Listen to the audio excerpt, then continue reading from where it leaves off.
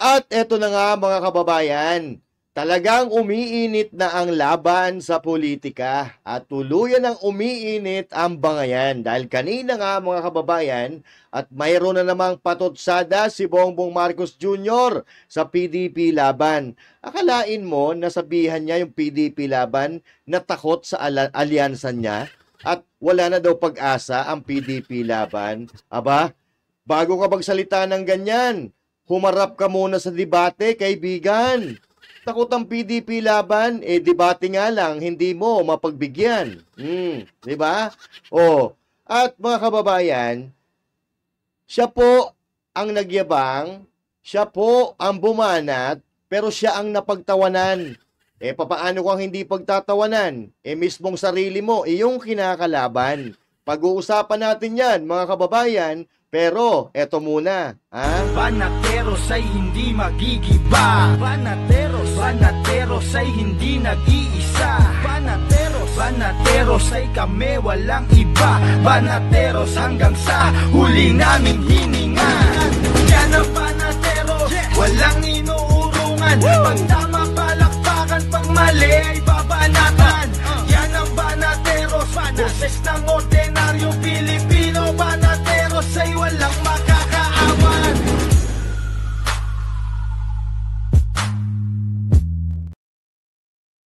May tama talaga. Okay? Mga kababayan, di naman lingid sa ating kaalaman na dati itong si Bongbong Marcos ay talaga namang luhud-luhuran sa mga Duterte.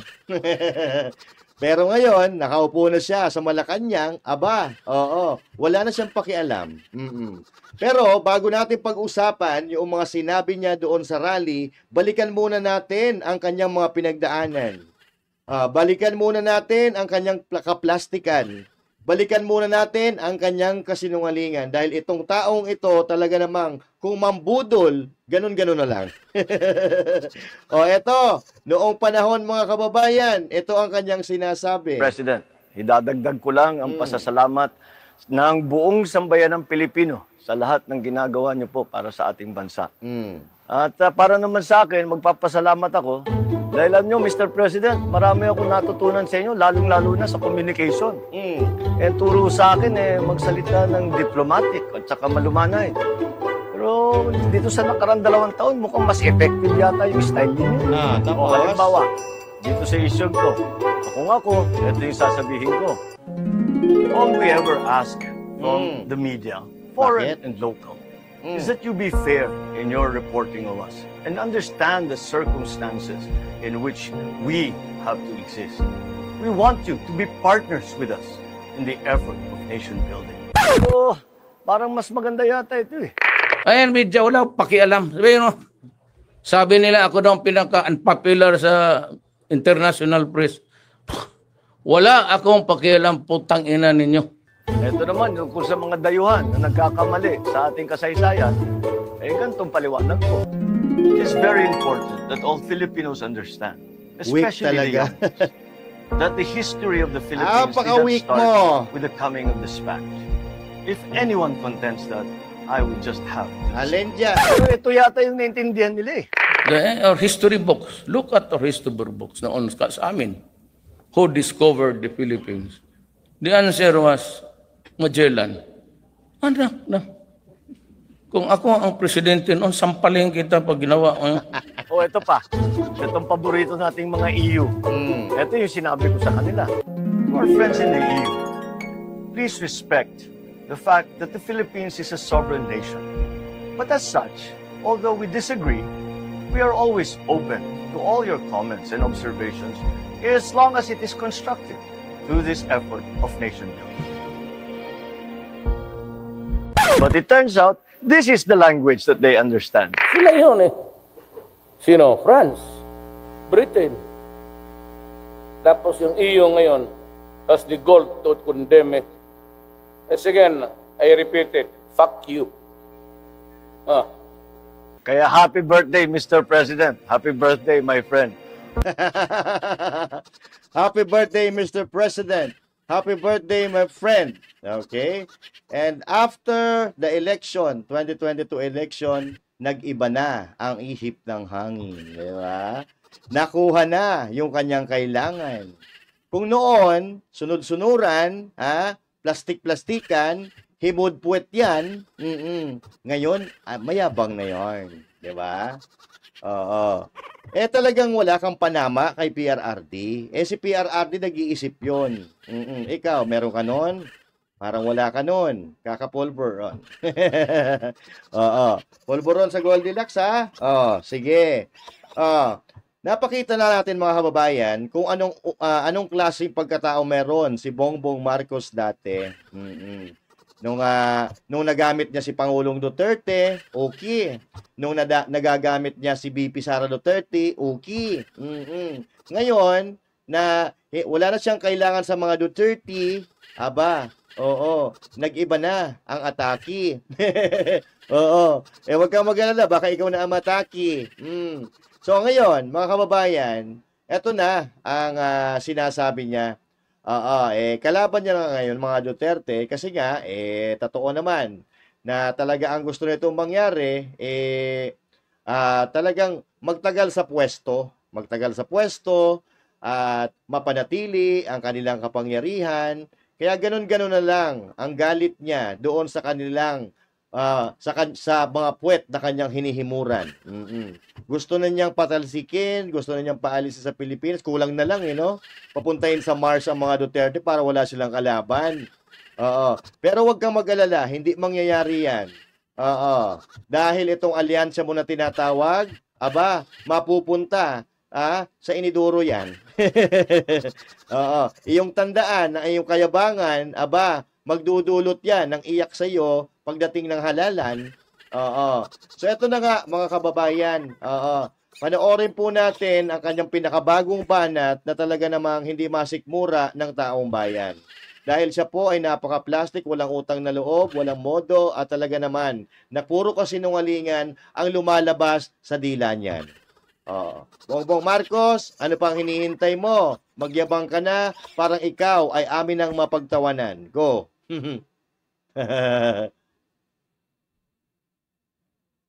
Ay, wait. Wait.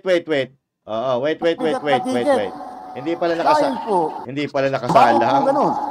Bakit yung ibang partido, bakit yung ibang magnagsasama ay hindi makapagbuo ng mabigat na tiket? Bakit? Dahil po, ang kanilang iniisip lamang ay kung paano nila tutulungan ang kanilang sarili at manalo ng eleksyon. Ngunit dito po sa alyansa, kaya po ang tawag sa amin ay alyansa dahil meron kaming paniniwala. Pag alyansa pala, meron paniniwala. Iba talaga, no? Iba talaga pag may tama. Pag alyansa, may paniniwala. Yan. Tingnan mo yung itsura niya. Hulas na hulas, ha? Mukhang mabababa na ang tama. Di ba? Tuloy natin, mga kababayan. Na lahat ng kailangang gawin para sa ating bansa ay kailangan magtulungan lahat ng Pilipino, lalong-lalo na ang mga opisyal na magiging senador, lalong-lalo na ang mga nakaupo sa taas sa matataas na opisina. Akala ko sa matataas na kahoy. Anak ng toko, binubudol mo na naman ang mga Pilipino. 3 taon na kayo, wala pa kayo nagagawa sa gobyerno.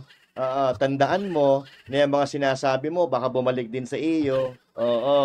Dahil ang mga Pilipino ay talaga namang natuto dahil doon sa 2022 election, binudol mo. Wala nang atang may gusto sa'yo. Tingnan mo, ang mga dinadaanan mo, parang binagyo. Hindi nagsisigal. Kung sa puno, yung dahon, hindi man lang gumagalaw-galaw. Kasi nga, walang pakialam sa iyo. Wala nga nagpapapicture sa iyo, di ba? Hindi katulad ni Digong namin noon na maamoy lang ang utot ni Digong, nagkakandara pa na magpa-picture. Sa iyo, alak ng toko, pakaway-kaway ka pa, wala namang kumakaway sa iyo. Ano ba ang gusto mo mangyari? Parang baliw lang. Kumakaway, wala namang kinakawayan. Kumakaway, yung kinakawayan nakasimangot lang. Bakit? Budol-budol man ka kasi. Diba? Tuloy mo ang salita mo. Alam niyo po, kung minsan nakikita natin yung ibang partido, hindi sila nagugulat sila, natatakot yata sila sa inyo. Hoy! Mga PDP laban, natatakot ata daw kayo dito sa alyansa ni Bongbong Marcos. Junior. Anak ng Tokwa naman, Bongbong. Oo. Huwag kang magpatawa. Hindi ka naman kalbo. Oo. Ayusin mo yung salita mo. Huwag paputol-putol para kang ngongo. Oo.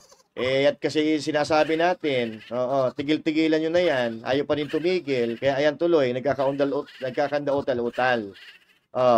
PDP laban, takot daw kayo. Samantalang itong taong ito, ni debate, hindi maharap-harap nito. Tapos ngayon, nagyayabang, takot daw kayo, PDP laban. Oo. Bigyan ng jacket yan. Buhusan ng suka yan. Para makita kung totoong tao yan. Baka mamaya, tanso lang yan. Aba, totoo naman. Pag binuhusan mo ang suka yan, manghingitim yan. Dahil peki yan. Ang tunay na ginto, kahit buhusan mo ng suka, hindi yan magingitim. Pero pero itong tao na to hindi pa binubuhusan, nangingitim na.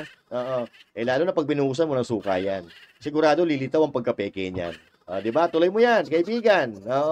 Dahil pagka nakita ang line-up ng alyansa, kung ano-ano na sinasabi, narinig lang natin nung isang araw.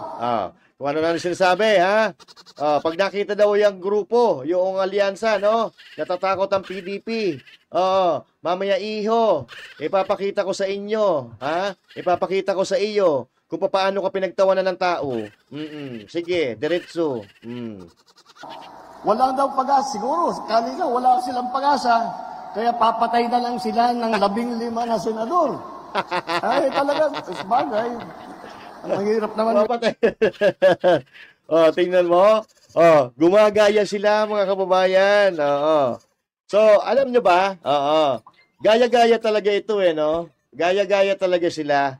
Kasi yung suka na ibinato nila sa PDP laban, ginamit ng PDP laban. Naging campaign naging campaign platform or hindi platform, campaign strategy. Ng PDP laban yung suka niya. Tapos ngayon, yung sinabi naman ni PRRD, ginagamit niya. Akala papatok sa kanya. Hoy, magkaiba kayo ni PRRD. Si PRRD, matalino, matalino at maraming nagawa. Ikaw tatanga-tanga ka. Magkaiba kayo. Ituloy mo. Ibang tao, ang iniisip lang nila, ang kaisa-isang solusyon sa lahat ng problema ay pumatay pa ng Pilipino. Walang kaya talaga to, tanga talaga no? Pag tanga, wala ka talaga maasahan no? Di ba? Yung biro ni PRRD. Yung biro ni PRRD, yun ang sinasakyan nila. Yun ang iniiyakan nila. Di ba? Tapos ngayon, ang pinapalabas nila sa Inquirer.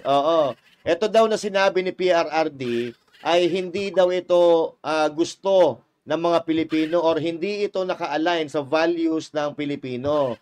Tingnan mo, hindi nila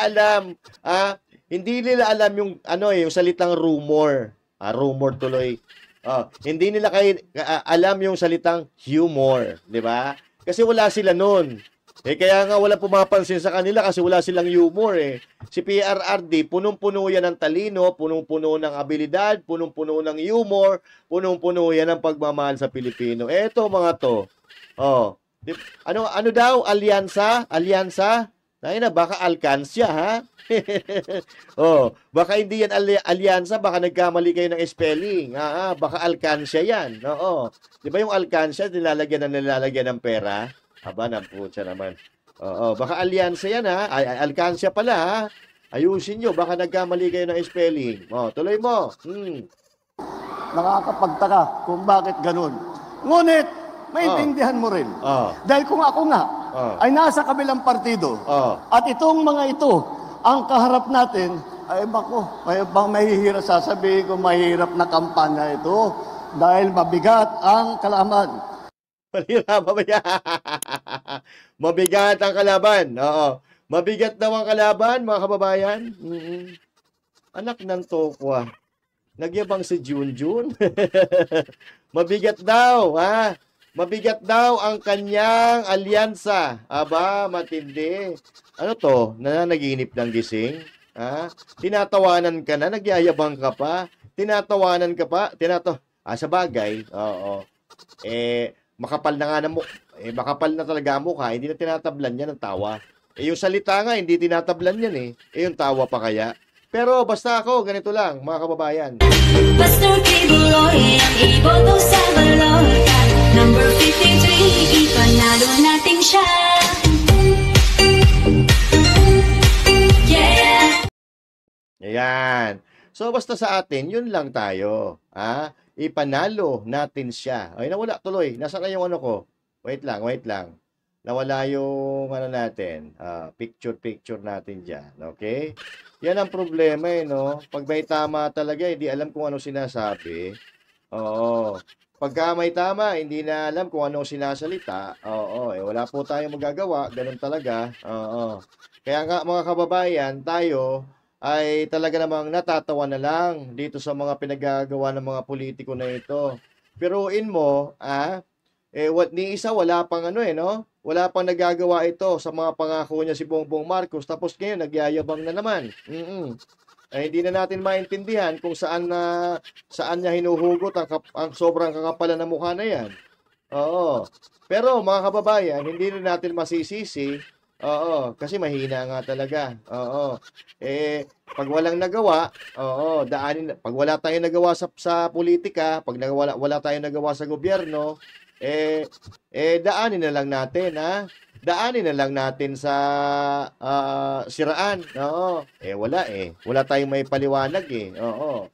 Pero biruin mo, sa lahat ng mga kandidato ni Bongbong Marcos, tandaan nyo, hindi man lang sila nag-o-open ng tawag dito ng issue ng droga.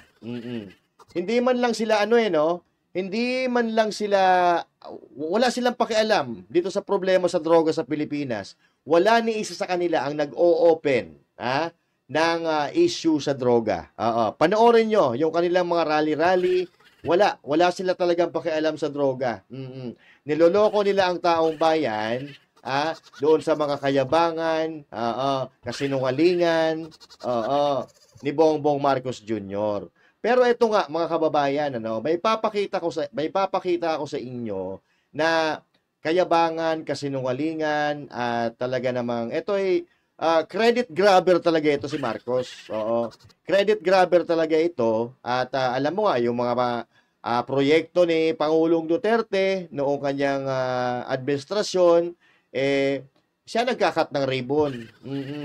Siya ang nagkakat ng ribbon, pero hindi man lang niya banggitin kung sino ang nagpagawa noon. Oo. So hindi naman natin trabaho naman ni PRRD 'yon, pero ang masama doon, parang lumalabas na si Bongbong Marcos na ang nagpagawa noon. Oo, kasi ang nagkat ng ribbon, 'di ba? Kaya nga ngayon, mga kababayan, huhulihin natin ang isda sa kanyang bibig na naman. Kasi ang sabi niya dito, mga kababayan, ay panoorin na lang natin, At masasabi ko, nabanggit na po natin ng Yolanda. Alam niyo po, yan ang record po ni Senator Tolentino sa MMDA. Nung nasa Leyte kami, nasa Tacloban kami, walang dumadating po na tulong. Ang unang dumating na tulong ay galing kay Senator Tolentino ng MMDA. Paano nangyari yun? Paano nangyari yun? Ang MMDA nasa Maynila. Ang pagkakaalam natin, pagkatapos ng Yolanda, hindi ma-access yung mga kalsada. Ang pagkakaalam natin, pagkatapos ng Yolanda, walang malapagan ng eroplano doon sa Samar, sa Leyte. Walang malapagan ng chopper kasi lahat talaga namang inabot. Nung dilubyo na yon, paano mo sasabihin kay Tolentino nang galing ang pinakaunang tulong? Samantalang noon, tuwang-tuwa ang pinsan mong si Dugong dahil si Digong nagmamadali papunta doon. Di ba tuwan-tuwa pa nga, may speech pa nga yun sa ang pinsan mong Dugong. Oo, pasalamat pa siya ng pasalamat kay Digong.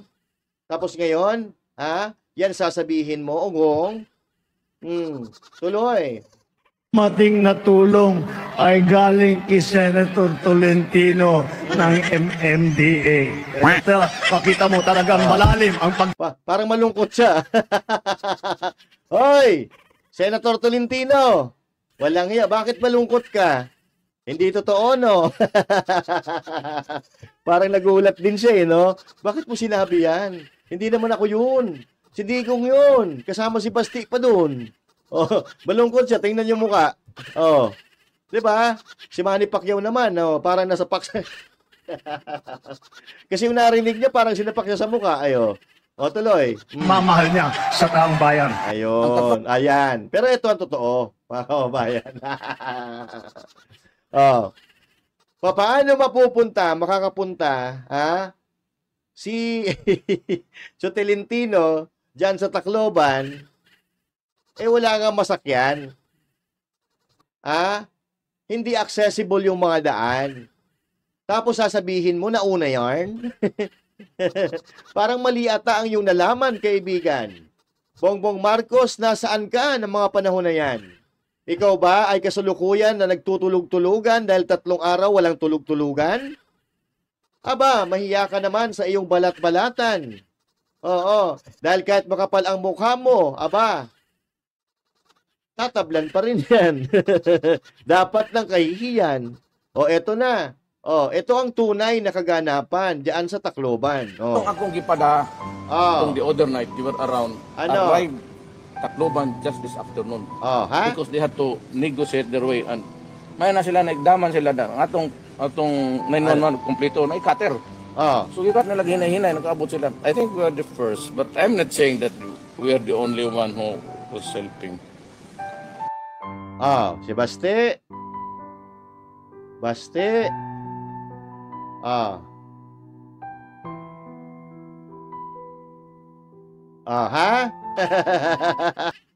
Ha? Alam ng buong Pilipinas kung sino ang nauna doon, Bongbong Marcos. Kaya wag mo kaming pinagbubudol. Kapatid mo mismo nagsabi, at yung pinsan mong si Martin nagsabi, ang pinakauna-unahang naghatid ng tulong dyan ay si Duterte. Tapos ngayon si Bongbong Marcos, sasabihin mo, si Tolentini ng MMDA. Bangag ka talaga, Bongbong. Oo. Kaya, yun ang sabi niya. Si Tolentino daw ang nauna. Pero sa pagkakaalam namin, si Duterte ang nauna dyan. Pasalamat pa ng pasalamat ngayon kapatid mo na Mangga. At yung pinsan mo na si Martin, pasalamat din ang pasalamat kay Duterte. Tapos ngayon sasabihin mo ang nauna sa Liti ay si Tolentini. Magunos dili ka. Oo. Dahil ang mga Pilipino ay hindi tanga. Buong Pilipinas nakakaalam kung ano ang nangyari diyan sa Yolanda. Oo. So makabilang buhay na yung nagtago ng mga ayuda. Pero wag na nating ipagkaila. Duterte talaga yung nauna. Wag na tayong mag-diskusyon dyan dahil yan talaga ang tunay na kaganapan dyan sa Yolanda. Oo. Awan ko ba sa inyo, Bongbong?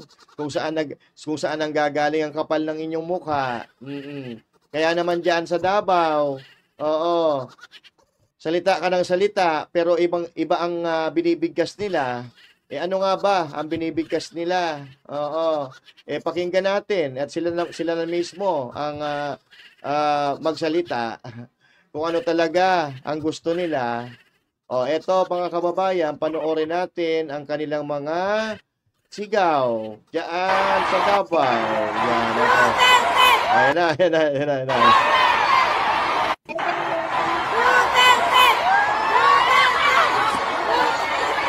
Duterte. Ito ang aming ipinagmamalaki Alin? na mga kandidato para sa Senado. Alin dyan? Ngunit, bagamat nakatuon ang pansin natin sa ating mga kandidato.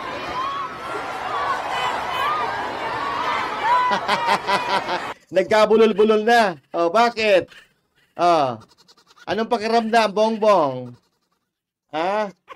Anong pakiramdam, Bongbong? Yung kasi sinungaling mo lang, ha? Bumabalik na sa'yo agad. Oh, ano pa? Oh. Natawa na lang siya eh. Natawa na lang siya nung nagsigawan ng Duterte. Oh. Oh. Ano? Ano pakiramdam? Pangit, di ba? Pangit sa pakiramdam. Oh. O talagyayabang ka pa diyan sa Davao. Baluarte ng Duterte yan eh. Anak ng tokwa talaga, hindi ka talaga nag-iisip. Dapat amu-amuhin mo ang mga taga Davao. Huwag kang magyayabang. Wala talagang utak. Hindi marunong talaga. Kasi alam mo naman na ang Davao, baluarte ng Duterte yan, tapos babanat ka ng ganyan. Eh lalo ka dyan, lalong magagalit sa'yo yan, lalo kang pagtatawanan. Aba, Jesus Maria Santissima, oy. Ano ba talaga nasa utak? Ano ba talaga naman ang utak nito? Basta kami. Pastor Kibuloy ang iboto sa balota. Number 53, ipanalo natin siya. Yeah! 'Di ba? Doon lang masaya na kami. Pastor Kibuloy ang iboto sa Senado kasama ang PDP laban ni straight nyo. 'Di ba? Yan ang problema sa atin, Bongbong eh. Kaya ka napagtatawanan eh. Nasaan na yung Facebook page mo? Tingnan natin. Bongbong, tingnan nga natin yung Facebook page mo kung ano na nangyayari. Ano ba yun? Bawat buhay, mahalaga. Kinang-ina ka, wala kang ginagawa, tapos mahalaga. Ito. 22 hours. Ano yung singgit? Ang atong singgit sa Katauhan, Davao Region, ang kandidato sa Alyansa para sa Bagong Pilipinas, mga maayong tao. Bukod pa sa kanilang talino, galing at karanasan, may pagpapalaki po natin sila ng walang bahid ng dugo ng mga pinatay at libo-libong Pilipino noong panahon ng extrajudicial killings. Carmen Davao del Norte. Ano na naman ang nangyari? Pinagtawanan na naman si Ading. Eto. Ading. Kita mo yan, Ading? 24,000 ang tinawanan ka. Ang tumawa sa iyo, ang pumuso 8,000. Sabihin na natin. 8,000 ang pumuso. Anong ibig sabihin nito? Hindi sila naniniwala sa iyo. Ito pa.